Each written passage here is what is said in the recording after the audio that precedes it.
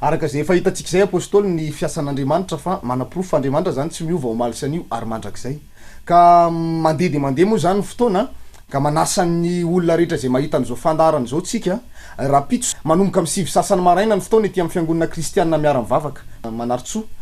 ny afana mahita ny toerana io de eo amin'ny arian'ny bus Andavamamba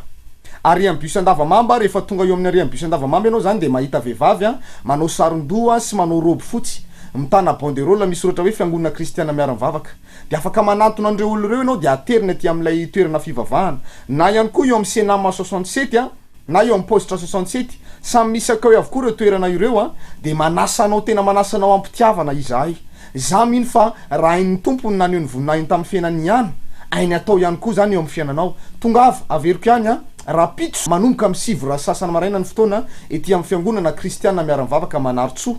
ny afanao mahita io toerana io iaho de eo amin'ny arian'ny bus Andavamamba eo amin'ny Senama 67 na eo amin'ny poste 67 afaka miantso ny larana taroby ihany koa ianao raha mila vavaka manokana ao anatin'izany ka de mankasitraka fenony mpanaraka ny fandarantsika apôstôly satria programan'Andriamanitra ny mbola naretany nahita ny fandarana hatramin'ny farany zany ka de engany de samy ho tahin'Andriamanitra daholo sika rehetrarehetra hivavaka isika raha io de misaotra betsaka ary mikasitraka anao tompo mbola afaka nanao an'izao fandarana izao ary misaotra anao ihany koa ny am'reto olona zay nandreny teninao sy ny fampahirizana to anatin'izay